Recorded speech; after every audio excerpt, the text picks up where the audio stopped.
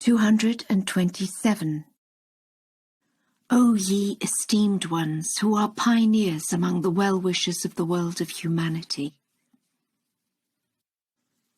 The letters which ye sent during the war were not received, but a letter dated February the 11th, 1916 has just come to hand, and immediately an answer is being written. Your intention deserves 1,000 praises, because you are serving the world of humanity, and this is conducive to the happiness and welfare of all. This recent war has proved to the world and the people that war is destruction, while universal peace is construction. War is death, while peace is life. War is rapacity and bloodthirstiness, while peace is beneficence and humaneness. War is an appurtenance of the world of nature, while peace is of the foundation of the religion of God. War is darkness upon darkness, while peace is heavenly light. War is the destroyer of the edifice of mankind, while peace is the everlasting life of the world of humanity. War is like a devouring wolf, while peace is like the angels of heaven. War is the struggle for existence, while peace is mutual aid and cooperation among the peoples of the world, and the cause of the good pleasure of the True One in the heavenly realm. There is not one soul whose conscience does not testify that in this day there is no more important matter in the world than that of universal peace. Every just one bears witness to this, and adores that esteemed assembly, because its aim is that this darkness may be changed into light, this bloodthirstiness into kindness, this torment into bliss, this hardship into ease, and this enmity and hatred into fellowship and love. Therefore the effort of those esteemed souls is worthy of praise and commendation. But the wise souls who are aware of the essential relationships emanating from the realities of things consider that one single matter cannot, by itself, influence the human reality as it ought and should, for until the minds of men become united, no important matter can be accomplished. At present, universal peace is a matter of great importance, but unity of conscience is essential, so that the foundation of this matter may become secure, its establishment firm, and its edifice strong. Therefore, Baha'u'llah, 50 years ago, expounded this question of universal peace at a time when he was confined in the fortress of Akka and was wronged and imprisoned. He wrote about this important matter of universal peace to all the great sovereigns of the world and established it among his friends in the Orient. The horizon of the East was in utter darkness. Nations displayed the utmost hatred and enmity towards each other. Religions thirsted for each other's blood, and it was darkness upon darkness. At such a time, Baha'u'llah shone forth like the sun from the horizon of the East, and illumined Persia with the lights of these teachings. Among his teachings was the declaration of universal peace. People of different nations, religions, and sects who followed him came together to such an extent that remarkable gatherings were instituted consisting of the various nations and religions of the East. Every soul who entered these gatherings saw but one nation, one teaching, one pathway, one order. For the teachings of Baha'u'llah were not limited to the establishment of universal peace. They embraced many teachings which supplemented and supported that of universal peace.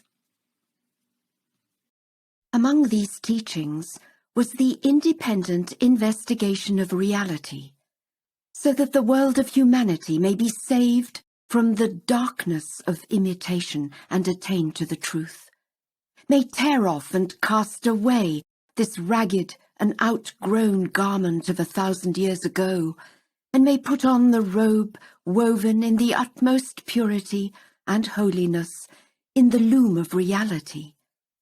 As reality is one and cannot admit of multiplicity, therefore different opinions must ultimately become fused into one. And among the teachings of Baha'u'llah is the oneness of the world of humanity, that all human beings are the sheep of God and He is the kind shepherd. This shepherd is kind to all the sheep because He created them all, trained them, provided for them, and protected them. There is no doubt that the shepherd is kind to all the sheep, and should there be among these sheep ignorant ones, they must be educated. If there be children, they must be trained until they reach maturity. If there be sick ones, they must be cured. There must be no hatred and enmity, for as by a kind physician, these ignorant sick ones should be treated. And among the teachings of Baha'u'llah is that religion must be the cause of fellowship and love. If it becomes the cause of estrangement, then it is not needed, for religion is like a remedy. If it aggravates the disease, then it becomes unnecessary. And among the teachings of Baha'u'llah is that religion must be in conformity with science and reason, so that it may influence the hearts of men. The foundation must be solid and must not consist of imitations.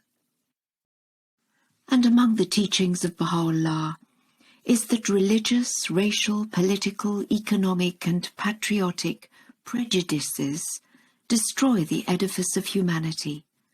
As long as these prejudices prevail, the world of humanity will not have rest. For a period of 6,000 years, history informs us about the world of humanity. During these 6,000 years, the world of humanity has not been free from war, strife, murder, and bloodthirstiness. In every period, war has been waged in one country or another, and that war was due to either religious prejudice, racial prejudice, political prejudice, or patriotic prejudice. It has therefore been ascertained and proved that all prejudices are destructive of the human edifice. As long as these prejudices persist, the struggle for existence must remain dominant, and bloodthirstiness and rapacity continue. Therefore, even as was the case in the past, the world of humanity cannot be saved from the darkness of nature, and cannot attain illumination except through the abandonment of prejudices and the acquisition of the morals of the kingdom. If this prejudice and enmity are on account of religion, consider that religion should be the cause of fellowship, otherwise it is fruitless. And if this prejudice be the prejudice of nationality, consider that all mankind are of one nation, all have sprung from the tree of Adam, and Adam is the root of the tree. That tree is one, and all these nations are like branches, while the individuals of humanity are like leaves, blossoms, and fruits thereof. Then the establishment of various nations and the consequent shedding of blood and destruction of the edifice of humanity result from human ignorance and selfish motives. As to the patriotic prejudice, this is also due to absolute ignorance, for the surface of the earth is one native land. Everyone can live in any spot on the terrestrial globe. Therefore all the world is man's birthplace.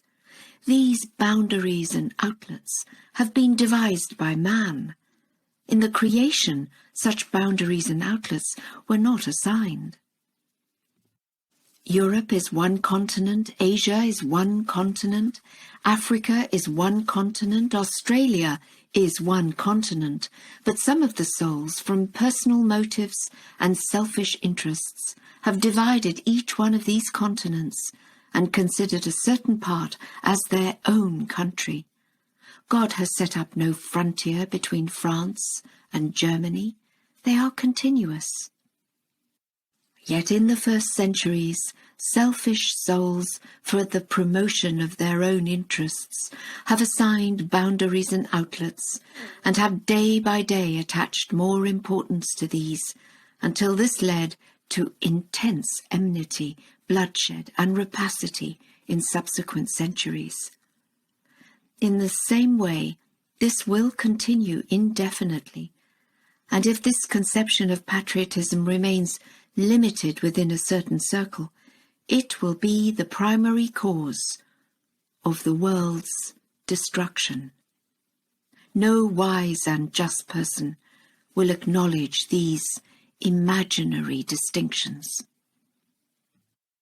Every limited area which we call our native country, we regard as our motherland, whereas the terrestrial globe is the motherland of all, and not any restricted area.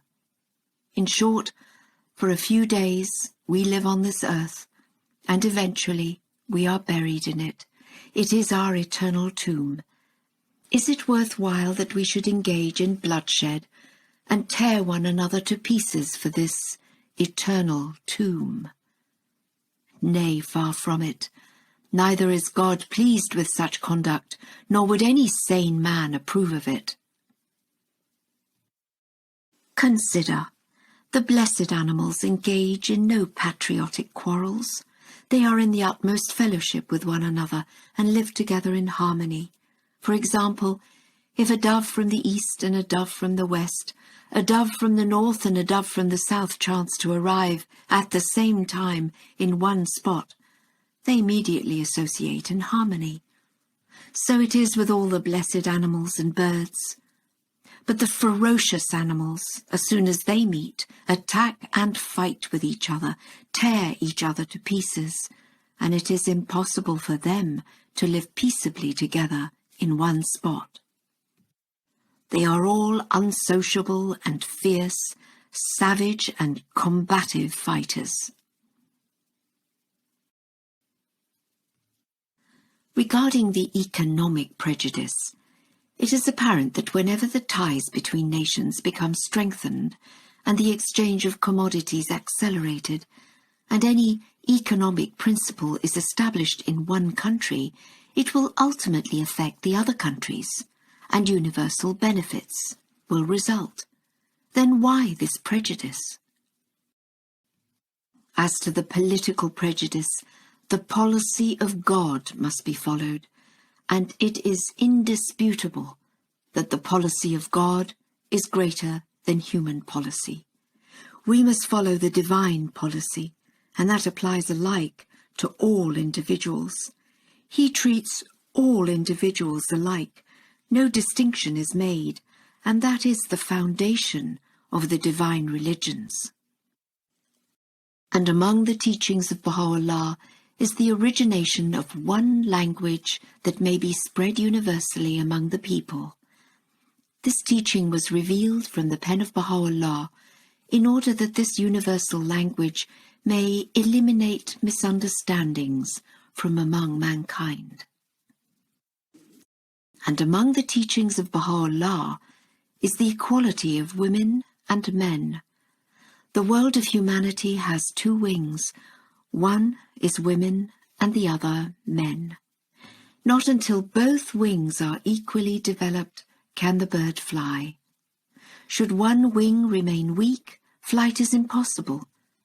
Not until the world of women becomes equal to the world of men in the acquisition of virtues and perfections, can success and prosperity be attained as they ought to be. And among the teachings of Baha'u'llah is voluntary sharing of one's property with others among mankind. This voluntary sharing is greater than equality and consists in this, that man should not prefer himself to others, but rather should sacrifice his life and property for others. But this should not be introduced by coercion, so that it becomes a law and man is compelled to follow it. Nay, rather, man should voluntarily and of his own choice sacrifice his property and life for others, and spend willingly for the poor, just as is done in Persia among the Baha'is. And among the teachings of Baha'u'llah is man's freedom, that through the ideal power he should be free and emancipated from the captivity of the world of nature. For as long as man is captive to nature, he is a ferocious animal, as the struggle for existence is one of the exigencies of the world of nature. This matter of the struggle for existence is the fountainhead of all calamities and is the supreme affliction. And among the teachings of Baha'u'llah is that religion is a mighty bulwark. If the edifice of religion shakes and totters, commotion and chaos will ensue, and the order of things will be utterly upset. For in the world of mankind there are two safeguards that protect man from wrongdoing. One is the law which punishes the criminal, but the law prevents only the manifest crime and not the concealed sin, whereas the ideal safeguard, namely the religion of God, prevents both the manifest and the concealed crime. Trains man, educates morals, compels the adoption of virtues, and is the all-inclusive power which guarantees the felicity of the world of mankind. But by religion is meant that which is ascertained by investigation, and not that which is based on mere imitation, the foundations of divine religions, and not human imitations. And among the teachings of Baha'u'llah is that although material civilization is one of the means for the progress of the world of mankind, yet until it becomes combined with divine civilization, the desired result, which is the felicity of mankind, will not be attained. Consider. These battleships that reduce a city to ruins within the space of an hour are the result of material civilization. Likewise, the group guns, the Mauser rifles, dynamite, submarines, torpedo boats, armed aircraft and bombers, all these weapons of war are the malignant fruits of material civilization. Had material civilization been combined with divine civilization, these fiery weapons would never have been invented. Nay, rather, human energy would have been wholly devoted to useful inventions and would have been concentrated on praiseworthy discoveries. Material civilization is like a lamp glass. Divine civilization is the lamp itself, and the glass without the light is dark. Material civilization is like the body. No matter how infinitely graceful, elegant, and beautiful it may be, it is dead. Divine civilization is like the spirit, and the body gets its life from the spirit, otherwise it becomes a corpse. It has thus been made evident that the world of mankind is in need of the breaths of the Holy Spirit. Without the Spirit, the world of mankind is lifeless, and without this light, the world of mankind is in utter darkness.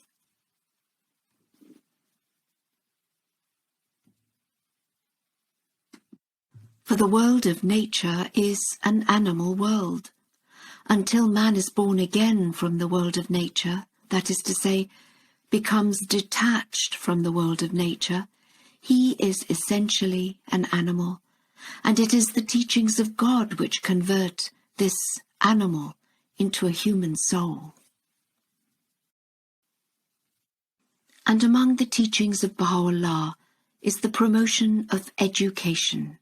Every child must be instructed in sciences as much as is necessary. If the parents are able to provide the expenses of this education, it is well. Otherwise, the community must provide the means for the teaching of that child.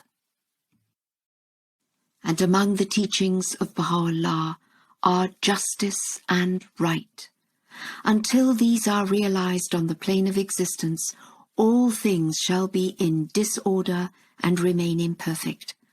The world of mankind is a world of oppression and cruelty, and a realm of aggression and error.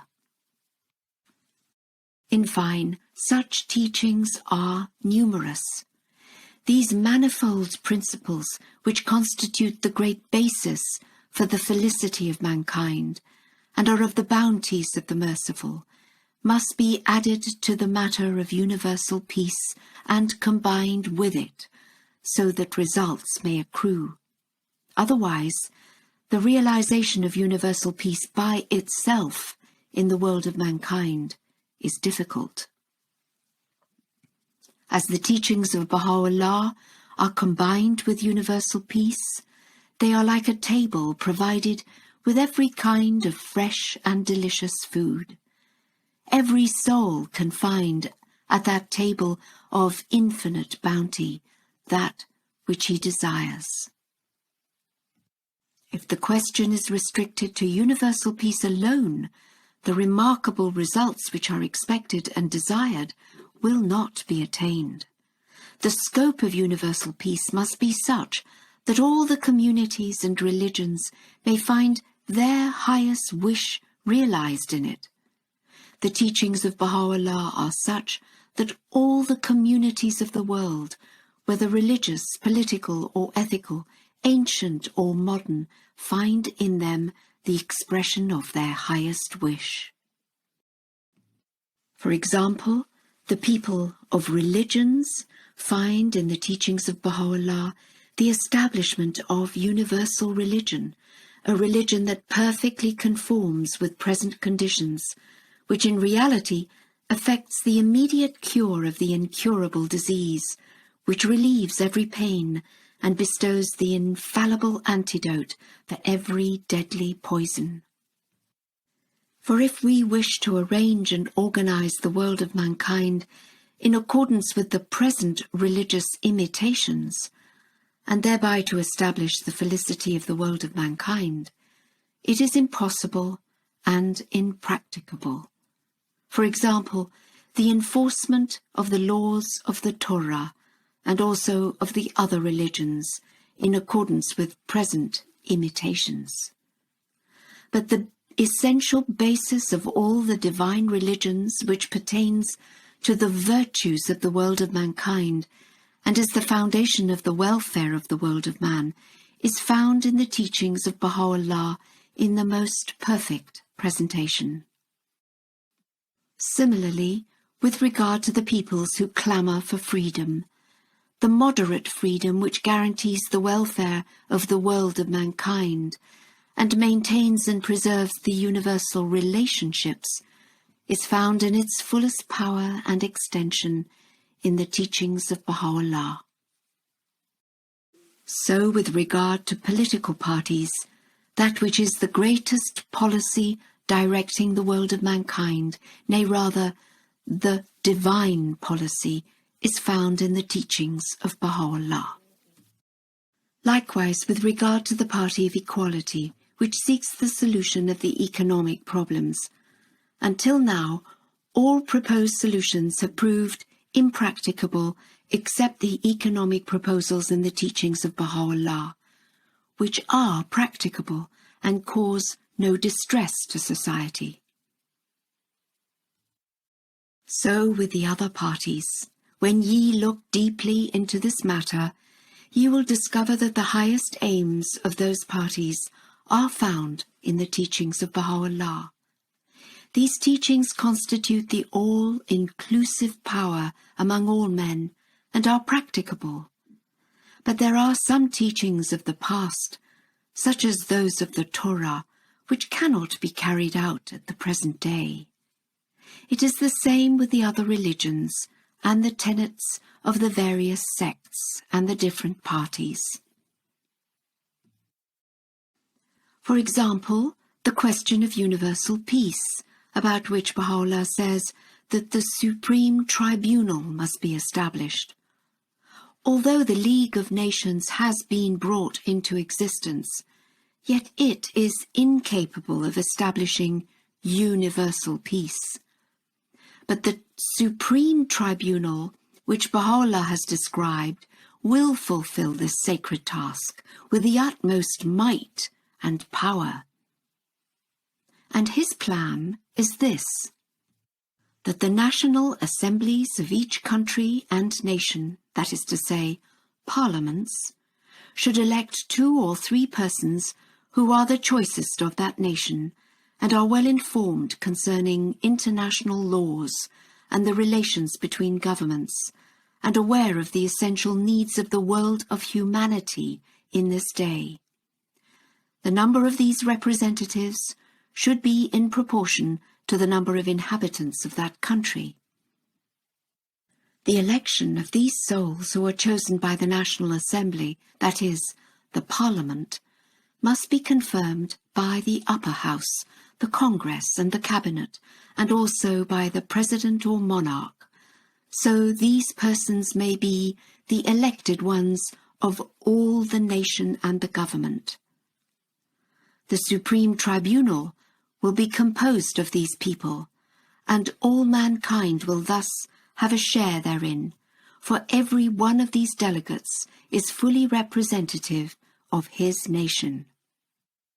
When the Supreme Tribunal gives a ruling on any international question, either unanimously or by majority rule, there will no longer be any pretext for the plaintiff or ground of objection for the defendant.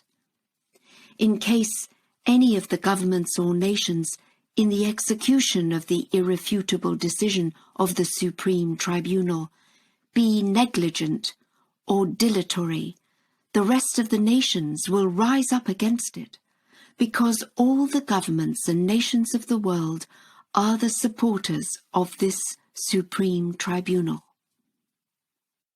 Consider what a firm foundation this is. But by a limited and restricted league, the purpose will not be realized as it ought and should. This is the truth about the situation which has been stated.